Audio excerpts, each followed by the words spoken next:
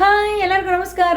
ಇಂದ್ರಲೋಕ TV ಚಾನಲ್ಗೆ ಪ್ರೀತಿಯ ಸ್ವಾಗತ ಸುಸ್ವಾಗತ ಫ್ರೆಂಡ್ಸ್. ನೀವು ಚೆನ್ನಾಗಿದ್ದೀರಾ ಅಂದ್ಕೊಂಡಿದ್ದೀನಿ. ನಾನು ಕೂಡ ನಿಮ್ಮ ಪ್ರೀತಿ ವಿಶ್ವಾಸದಿಂದ ಸೂಪರ್ ಆಗಿದ್ದೀನಿ. ಇನ್ನು ಹಬ್ಬಕ್ಕೆ ನಾನು ಎಲ್ಲಿ ಪರ್ಚೇಸಿಂಗ್ ಮಾಡ್ತಾ ಇದ್ದೀನಿ, ಎಲ್ಲಿ ಹೋಗ್ತಾ ಇದ್ದೀನಿ, ಏನು ತೊಗೊಂಬರ್ತಾ ಇದ್ದೀನಿ ಅನ್ನೋದನ್ನು ಮುಂದೆ ಡೀಟೇಲ್ ಆಗಿ ವಿಡಿಯೋದಲ್ಲಿ ಹೇಳ್ತಾ ಹೋಗ್ತೀನಿ. ಬನ್ನಿ ನೋಡೋಣ. ಹಾಯ್ ಎಲ್ಲರಿಗೂ ನಮಸ್ಕಾರ. ನಮ್ಮ ಚಾನಲ್ ಮಹಾಲಕ್ಷ್ಮಿ ಹಬ್ಬದ ಸಲುವಾಗಿ ಯಾವ್ಯಾವುದು ರೇಟು ಹೇಗಿದೆ ಅಂತೇಳಿ ನೋಡೋಣ ಬನ್ನಿ. ರೇಟ್ಗಳು ಹೆಂಗಿದೆ ಅಂತ.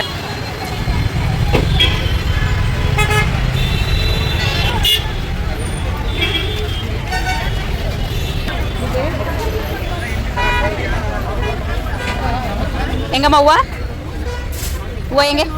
ಹಾಂ, ಕೆ ಜಿ ಕಾಲು ಕೆ ಜಿ ಹೂವು 150 ಅಂದರು. ನೋಡೋಣ ಮುಂದೆ ಏನೇನು ರೇಟ್ ಕೇಳೋಣ. ಬಾರ್ ಹೂವು ಏನು ಕೇಳೋಣ, ಹಾರ ಏನು ಕೇಳೋಣ, ರೇಟ್ ಹೇಗಿದೆ ಗೊತ್ತಿಲ್ಲ. ಏನೇ ರೇಟ್ ಇದೆ ಕೇಳೋಣ ಬನ್ನಿ. ಹೂವುಗಳು ಯಾವ ಥರ ರೇಟ್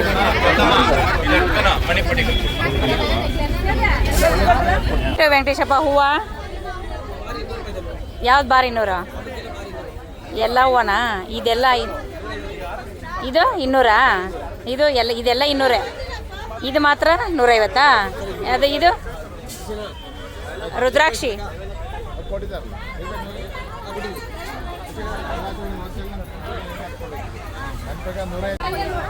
ಹಾಂ, ಅದು 200ನಾ?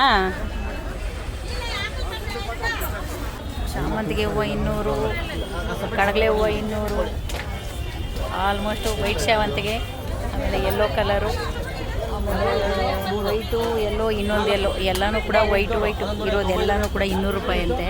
ಹೂವು ಬಂದು 150. ಇದು ಕನಕಾಂಬರ ಎಷ್ಟು ವೆಂಕಟೇಶಪ್ಪ?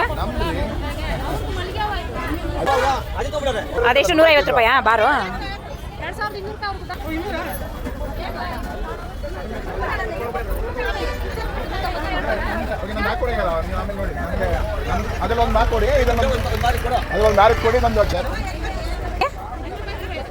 ಮಳ 150 ಮಳ. ಇದು ಕನಕಾಂಬರ ಎಲ್ಲ 100 ಅದರಲ್ಲಿ ಅದು ಅನ್ಸತ್ತಲ್ಲ ಒಂಬತ್ತು ಕೊಡ್ಬೇಕು ನೀವು. ಎಲ್ಲ ಹೂವು ಮಾರು 200. ಕನಕಾಂಬರ 100 ರೂಪಾಯಿ ಮಳ, ಮಲ್ಲಿಗೆ ಹೂವು 100 ರೂಪಾಯಿ. 500 ರೂಪಾಯಾ? ಅದೇನು ಮಲ್ಲಿಗೆನಾ ಏನದ? ಮಲ್ಲಿಗೆನಾ 500 ರೂಪಾಯಾ? ಇದು ಸುಗಂಧ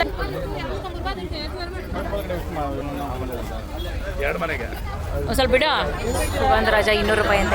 ಮಲ್ಲಿಗೆ ಹೂವು ಹಾರ 500 ರೂಪಾಯಿ. ಸುಗಂಧರಾಜ 100 ರೂಪಾಯಿ. ಅದು 2 ಬಾರು. ಕನಕಾಂಬರ 1 ಮಳ, ಮಲ್ಲಿಗೆ ಹೂವು 1 ಮಳ. ಇದೆಲ್ಲ 1 2 3 4 5. ಇದು ಒಂದು ಮಾರು, ಆಮೇಲೆ ಅದೊಂದು ಮಾರು 2,000 ರೂಪಾಯಿ. ತೊಗೊಂಡಿಲ್ಲ ಅದೆಲ್ಲ 200 ರೂಪಾಯಿ. 1200 ರೂಪಾಯಲ್ಲಿ ಡಿಸ್ಕೌಂಟ್ ಮಾಡಿ 1100 ರೂಪಾಯಿ ಕೊಟ್ಟಿದ್ದೀನಿ. ಹೂದು ರೇಟ್ ನಾನು ತೊಗೊಂಡಿರೋದೆಲ್ಲ ಬಾರ್ಲೆಕ್ಕನೆ. ಆದರೆ ನಾನು ಇವಾಗಿನ ಹಣ್ಣಲ್ಲಿ ಎಷ್ಟಾಗುತ್ತೆ ನೋಡೋಣ. ಹಣ್ಣಲ್ಲಿ ಮಾತ್ರ ನೋಡ್ಕೊಂಡು ಕಡಿಮೆ ತೊಗೊಳ್ಬೇಕು ಅಂತ ಅಂದ್ಕೊಂಡಿದ್ದೀನಿ. ರೇಟು ಕಮ್ಮಿ ಅಂತ ಯಾವುದೂ ಇಲ್ಲ ಇವಾಗ. ಹಾಂ, ಅಂತೆ ಏನೇನು ರೇಟ್ ಒಂದು ಶೆಪ್ಪಲ್ಲ ಸುಡಿ.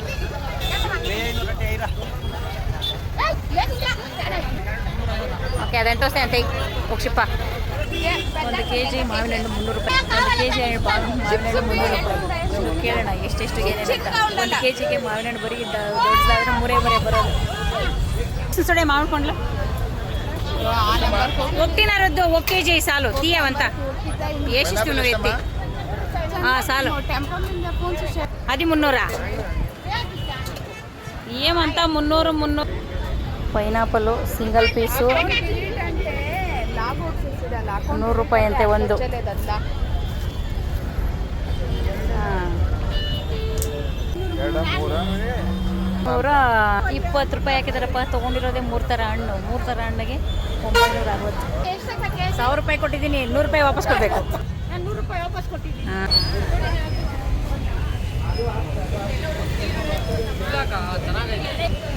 ಕಟ್ಟುಗಳು ಹೂಗಳೆಲ್ಲ ಕಟ್ಟಿದಾರಲ್ಲ, ಇದೆಲ್ಲ 150 ರೂಪಾಯಿ ಕಟ್ಟು. ಎಲ್ಲ 150 ಕಟ್ಟು. ಹಾಂ,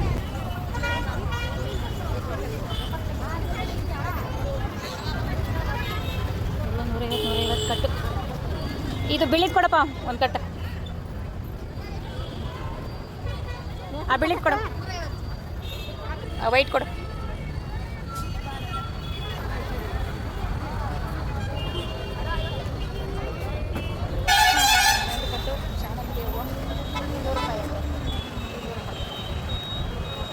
₹100 ಏನು ತಗೊಳ್ಳೋದು ಹಬ್ಬ ಮಾಡ್ದಂಗೆ ಕಷ್ಟ ಆಗುತ್ತೆ ಅಂದರೆ ರೂಪಾಯಿ ಹೇಳಿದ್ರು.